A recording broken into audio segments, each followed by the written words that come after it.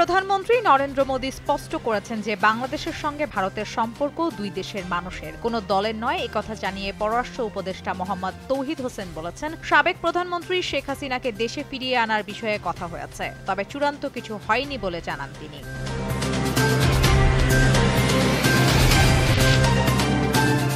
রোহিঙ্গাদের মিয়ানমারে ফিরিয়ে নিতে আরাকান আর্মি সম্মত বলে জানিয়েছেন প্রধান উপদেষ্টা রোহিঙ্গা বিষয়ক high representative doctor Khalilur Rahman. বলেছেন, ঈদের আগে রোহিঙ্গা প্রত্যাবাসন নিয়ে কাজ করছে সরকার।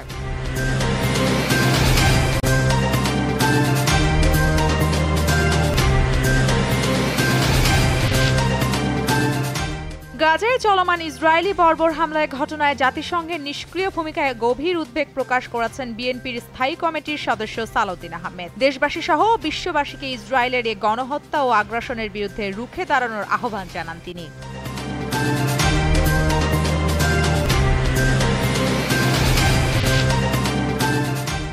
মার্কিন যুক্তরাষ্ট্রের সঙ্গে পরোক্ষভাবে ওমানে আলোচনায় বসতে যাচ্ছে ইরান। আগামী 12 এপ্রিলে বৈঠক অনুষ্ঠিত হবে বলে জানিয়েছেন দেশটির পররাষ্ট্রমন্ত্রী আব্বাস আরাগচি।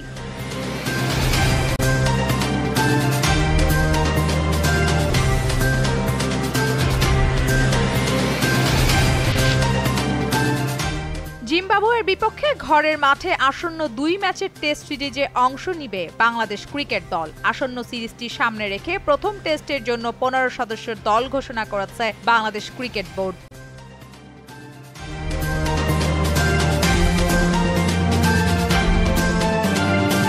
পরিমাণের সঠিক খাবার পেতে তাই আজই অর্ডার করুন ফুডি অ্যাপে।